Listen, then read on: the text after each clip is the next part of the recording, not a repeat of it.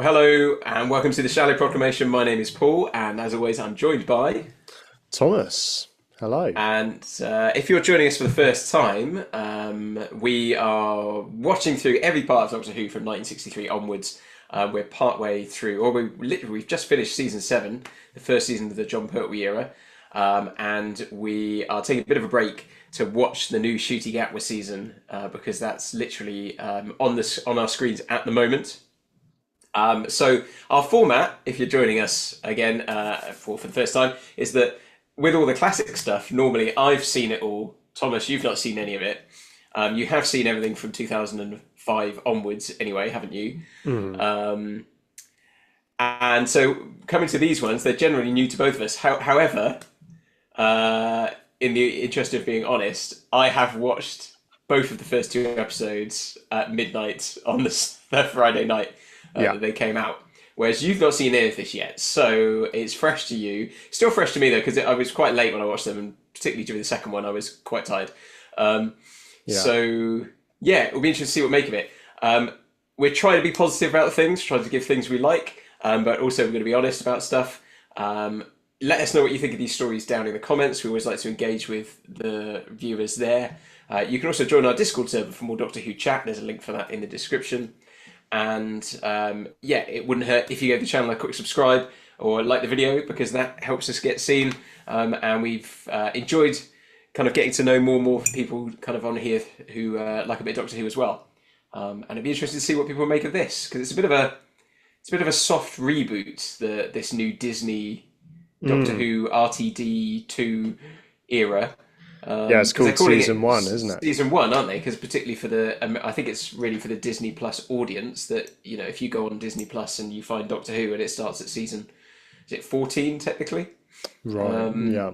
It would be a bit confusing. I think that's probably the reason. So, yeah, it'd be interesting to see what you make of it first time round, Thomas, and what I make of it on a rewatch. So this is kind of exciting. Since we started the project, this is our first proper season, isn't it?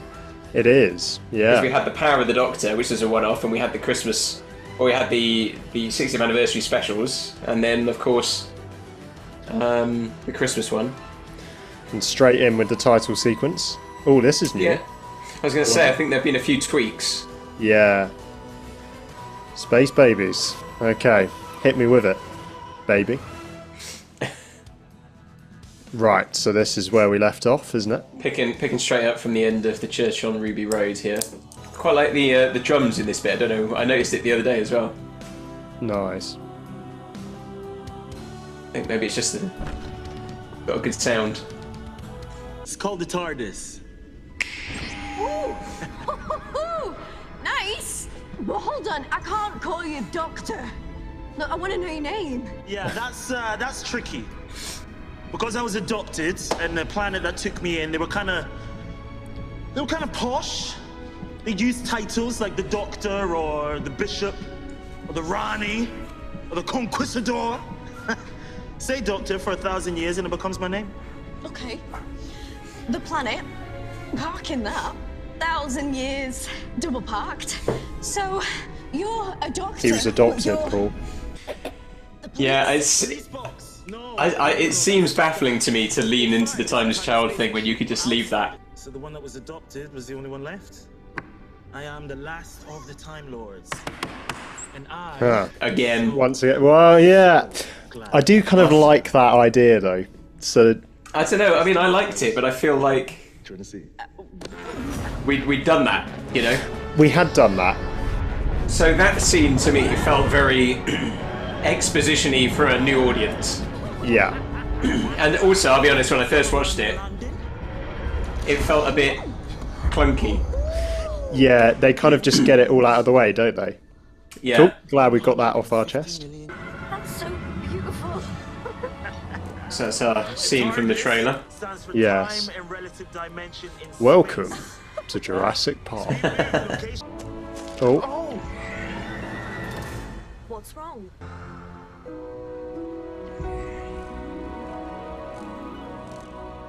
Am I missing something? Did you just bring a butterfly back to life? Try that again. Okay. Yeah. Thank you. He can do that By breathing now. I think visually things look very, very good, don't they? Yeah.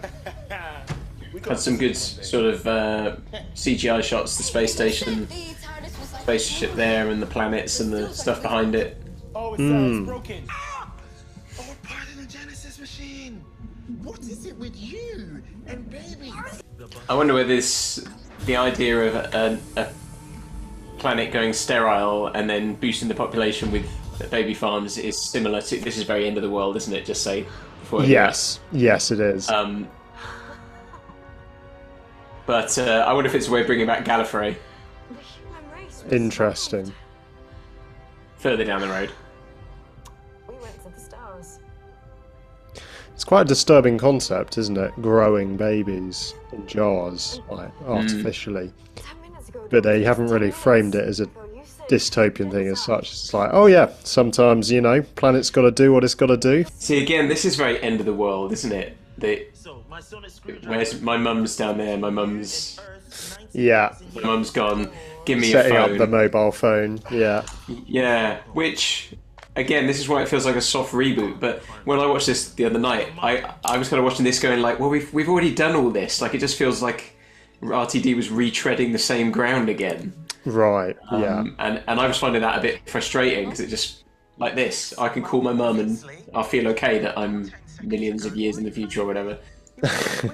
yeah, And maybe if you're thinking, well, I'm writing for a new audience, like a worldwide audience who won't have seen it, you think you can get away with it. But, Do you see? you know, if Yeah. you've seen it, it does feel very samey. She's out reporting from 1306. I keep getting these temperature fluctuations. Filling up safety bulbs 10 to 16. Try cross matching with the CO2 exchange. Until we get the pressure down, I can't. Hi. You alright? But you, no. it's like the boss baby. Time. I was going to say, she's very unfazed by a talking baby. Run by baby. Yeah, Space babies. yeah. I'll be honest, I'm not quite convinced by how she's reacting to all this stuff. No, that was my exact thoughts when I watched it. It just felt like she's much too comfortable in this whole environment. Rose was very uncomfortable, wasn't she? Yeah, I don't want to sound like I'm nitpicking, but like, this is all flown by very quickly, and it's almost like it was trying to just get over the getting to know the Doctor and just put them on an adventure. But I like the breaking the companion into it and the slow kind of like nothing makes sense and it's confusing and feels like this has kind of bypassed that a bit. I mean, this is truly bizarre, isn't it? Yes, it is. Were you expecting the babies to talk, Paul? I think possibly because I'd heard it was a spaceship crewed by babies. So Oh, okay. I mean, how have they done that? Because they are like 1 or 2 years old, aren't they? well, I don't think they're actually talking. Oh yeah, no, I guess that. So are they CGIing their mouths or something? Yeah, I think so. Yeah. Where did they go? I don't know. See, the problem is none of these kids look very happy to be there. Like, Yeah. The face doesn't match the dialogue, which makes this feel very odd. It's kind of a Lynchian nightmare, isn't it? Yeah. This is a little bit like in Wall-E when the babies are having the lesson. A is for axiom, where you live. Baby size. Space babies. Episode title. What do you mean? Nobody grows up wrong. You are what you are, and that is Interesting. But Mummy and Daddy left us. Little baby me was left alone in the middle of outer space. And guess who took me in? I don't know. The Time Lords. Can you say it like me? Time Lords. That's it. But the point is, Yeah, they took me in and experimented on me by murdering me again and again and again. So wouldn't it be great to have parents like that? But Paul, nobody grows up wrong. that's true. Yeah. Not sure Russell's thought that one through. I love you, Ruby. Oh, I love you too, Eric. See, that just strikes with such weird dialogue. Hello, Nanny. The baby saying "I love you" and she's like "I love you too." Like, she's not at all weirded out by this. You're the best person I've ever met. Eric. I mean, Paul, what are we watching currently? Yeah, you ask a good question. I mean, there would be a way of pulling this off with a kind of real madcap energy to it. But I feel like you've got to make it disturbing, because it is disturbing, and they're trying to play it for, oh, isn't it funny and cute? And it's like, it really isn't. It's profoundly disturbing. So I feel like if they'd lent into that, it might have worked. Listen to my hearts. 2 hearts. Plural. Bit more info dumping.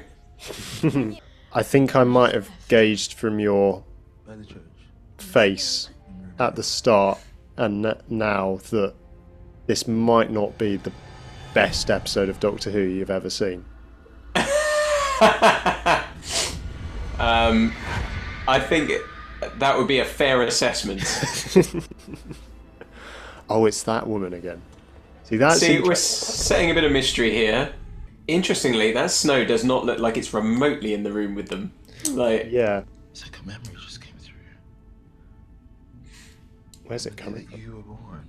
Now that's quite an interesting concept. Her memories are sort of bleeding into reality. But you're right, it's all the particles are in front of them, so they don't feel like they're... some people kind of said, "Oh, this is very reminiscent of the Impossible Girl type thing as well." Like, Yeah. but I'm happy for there to be a mystery around it. And at least it's creating some kind of direction and arc for the season. By the look of it. Yeah, you do need something. You need something mysterious about the companion, or like a problem that has to be solved. So the crew went home and left the babies behind, space babies. It's the recession. The government closed the baby station to save money, but the law says it's illegal to stop the birth machine. So it's a very thinly veiled pro-choice message there. Right. They birthed them but didn't want to look after them. Yeah. I suppose that is a critique that's often made of the pro-life position, isn't it? That it's sort of just concerned about the babies being born and then not actually concerned about their raising and being looked after. Yep. I guess a fully orbed pro-life perspective should be both, shouldn't it? Like, Yeah. pro all of life. Can't you fly somewhere else? Space station, stationary. That's quite a good line, actually, isn't it? Oh, Find the naughty dog and tell him off. that is a good creature, actually. Credit where credit's due. I like it. Yeah, I think the design is pretty good. It's been done practically as well. And we haven't seen too much of it. It's been relatively quick glimpses, hasn't it? Yeah. Quite like the way that the computer translates. Yeah. Episode title. Do you think he could say space babies anymore? Space babies. They're space babies, Thomas. Yeah. They don't need to keep specifying it, do they? The bogeyman is roaring at 17 hertz. That's the exact pitch designed to make you scared. It's scary because it's meant to be. The machine made it tall and big and noisy, and it built it. That is quite an interesting concept, isn't it? Oh no. Did you ever play the game Bogies? Yes. Bogies. Bogies. Bogies.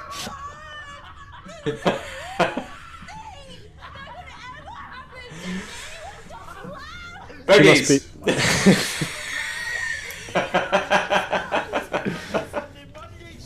She must be the first companion in Doctor Who history to begin her first proper season by having snot poured over her head. Yeah, covered in bogies. Don't kill the bogey monster. Yeah, this is very Aliens, isn't it? It is.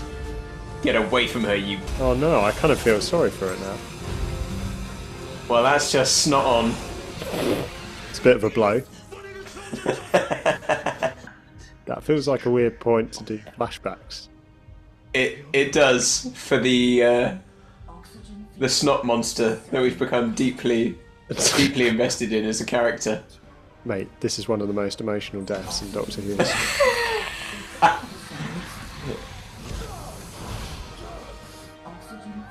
Snot monster, you're one of the best people I've ever met.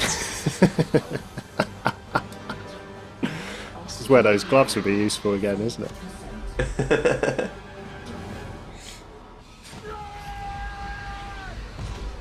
Oh, respect. He's taking one for the...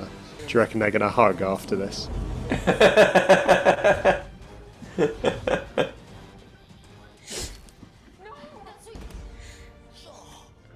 Respect.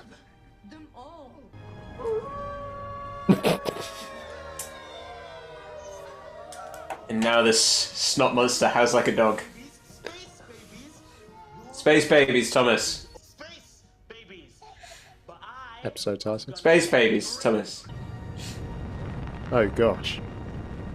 So the spaceship's just farted its way.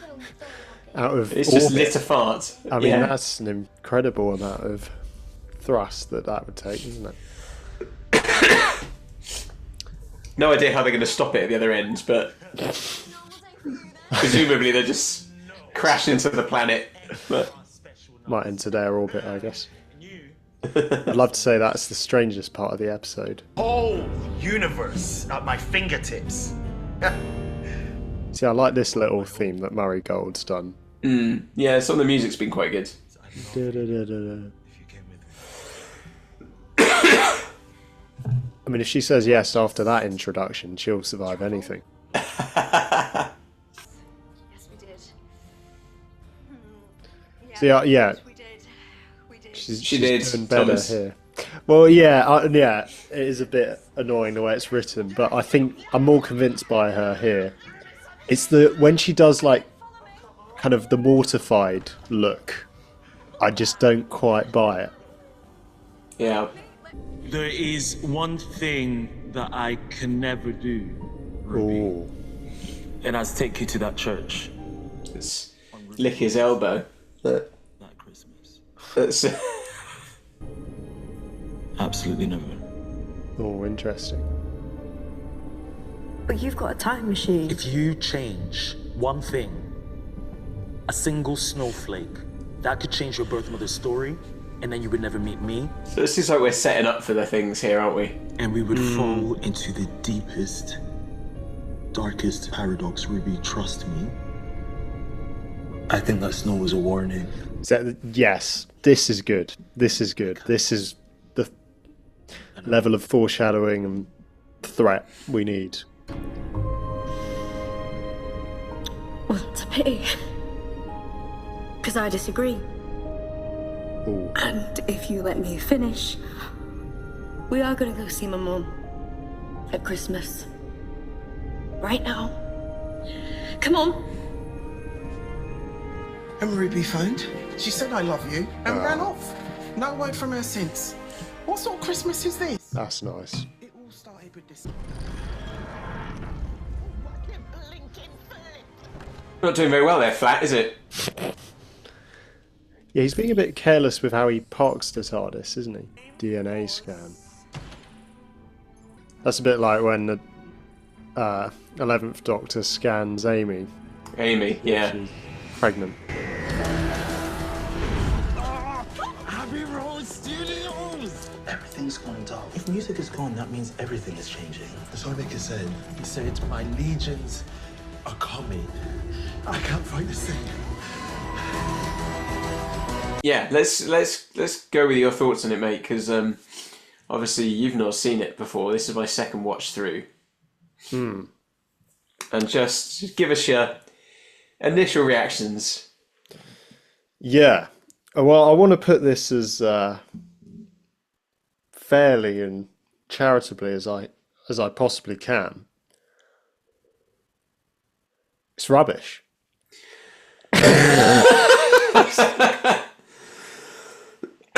No, I'm joking. No, it's silly, isn't it? But I mean, my head's filled with it. There's loads of things to say. There's a lot I like about it. To be fair, there is a lot I like about it. I think I like the Doctor, and in a sense, I'd rather have a first episode that's a bit iffy, but I feel on board with the Doctor, than a really well written first episode, but I feel iffy about the Doctor. I'd rather have it that way round, because obviously the Doctor's pretty one that's going to be coming forwards. Yeah. Yep. And first episodes are often difficult because you've got. I mean, I know we've already met these characters. We've already met Ruby through the Christmas special. But there's still this sense it's got to get the series going and just expose the companion to lots of new environments. So there always can be a little bit madcap and, exposing the companion to the weirdness of the universe. So I'm okay with that. And I almost feel like the concept could be pulled off. I kind of like even the bogey monster, that only Doctor Who would dare to try a concept like that, and I almost feel like you could pull that off in some way. I just don't know if this did. I think tonally it all felt very light and quite throwaway, and so I didn't really buy the jeopardy and the moments of pathos. I think some of the most interesting things in there were around, okay, Ruby can't go back. And we were talking about that at the end of the Christmas special, like what are they going to do about that fact that she wants to know who her birth parents are. But that was quite a nice thing to introduce. Yeah, it would create a paradox. So you're getting a sense of Father's Day, that episode, and how things go wrong when you try to interfere with the timeline. So lots in there. So there's a lot to be positive about. I think a lot I'm excited about. But I'd be lying if I said that I absolutely love that episode. For me, it had the kind of mad creative energy that I like to see from Doctor Who, but not kind of stewarded well. Just kind of all a bit of a mess, all quite throwaway. And I take no pleasure in saying that, because I was really looking forward to this, and I try and see the positives, but that'd be my honest take from having just seen it. It might change over time, but what about you? Well, I was, again, coming into it really kind of wanting, the era to be good, because I've not enjoyed the Chibnall era at all. I think it's been one of the poorest eras of the show since the reboot. In fact, I think it's been one of the poorest eras of the show in the history of the show. Always coming into, like Rusty Davis, when you think about first episodes in a season, he always went down the road of the first story of a season was basically a kind of enjoyable romp that never really, it was pretty inconsequential in the overall season, so you never expected really to get any setup for the arc of the season. Only kind of Partners in Crime really had a little bit where you had Rose appear at the end, and everyone went, oh my goodness, it's Rose. But for the large part, they've always been quite throwaway and, like I say, a bit of a romp. And so I was kind of thinking maybe that's what we'll get, because that's his kind of, that's how he's done it before, his modus operandi. I preferred the way Moffat did it, that actually he would take those first episodes and make some of them massive kind of game changer kind of things to draw you in. I'll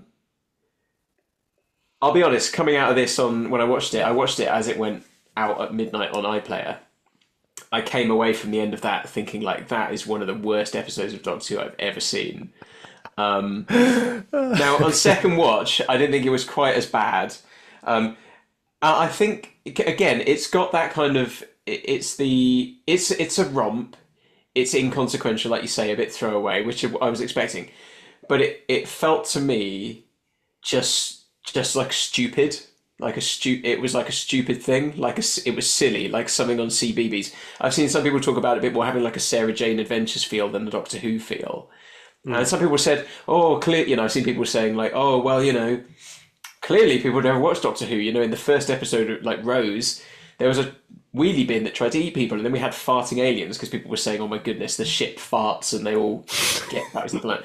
And I'm thinking to myself, yeah, but the thing is, when I look back at that first season, when I look at the trash can, the wheelie bin trying to eat Mickey, and is really sort of obviously, when he's an auton, he's a duplicate and he looks really fake, and then you've got the farting Slitheen.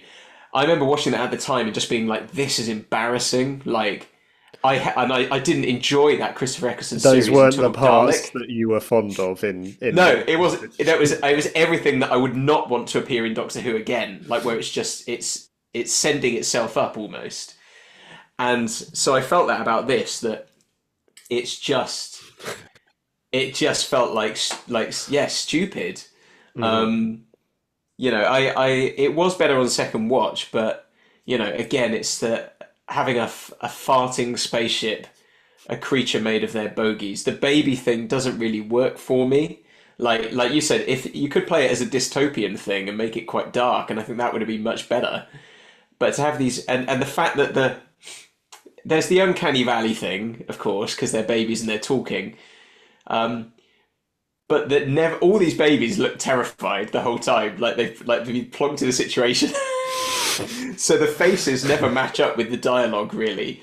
And so I don't feel, it just doesn't have it. I couldn't connect with it, really. I came away really disappointed. That was my main thing. And some people have said, like, hey, it's a kids program, like it's supposed to be like silly and blah blah blah. And now there's an element of silliness to Doctor Who, of course, and campness and all those things. But of course, it has never been made by the children's department. Yeah. And if you want to argue that this is an episode for children, I think it's quite hard to argue that it's trying to be made for children when it's also trying to make commentary on abortion and immigration, like refugees. Like, it's such a bizarre mishmash, and I felt those comments on those things were also just not. It felt like the worst of the Chibnall era in that sense. It was so on the nose. Like, you can't. They won't take in refugees until they arrive on the shore, and you're like, well, you don't need to be a genius to read the subtext here, do you? Because it's not a subtext. Mm-hmm. It's just a thing being thrown in your face. And no, I don't have a problem with that. I'm quite happy to have episodes that have those messages in and raise those difficult issues. But generally, I'd expect it to be done in a more nuanced way, a more subtle way. And it's hard to... And given those both are such hot topic issues... Mm-hmm. To have it in an episode which is so silly, it doesn't feel like it really does them justice in any way either. So, and I think so. I want to be positive. I think the real positives are I've enjoyed Gatwa much more on second viewing than I did first time round. I'm actually really liking that. And his thing is starting to work for me a lot more. I still don't think he's had his "I'm the Doctor" moment. Right. I think every Doctor needs one of those. I think Eccleston had it in his first episode when he takes Rose's hand and says, the turn of this world is spinning at 1,000 miles an hour, whatever, all these things. I think Tennant has it when he says, no second chances, I'm that sort of a man. Yeah. Matt Smith steps through the projection and says, I'm the Doctor, basically run. Capaldi has that bit where, he kind of, there's almost a bit of a fourth wall break where in the deep breath where you don't know whether he's killed the creature, the robot and stuff, and there's just I don't think Whittaker ever had one, unfortunately. But I think we're still waiting for. I'm still waiting for Gatwa to have that moment where I go, yeah, he's the Doctor. Not that not that I'm looking at and going, he's not the Doctor at all. But I'm waiting for that moment where I go, that's it, right there. And I think there were lots of things, there are things in the episode like it's visually great. Most of the music I'm quite enjoying as well. It's nice to have Murray Gold back. There's some nice little motifs running through.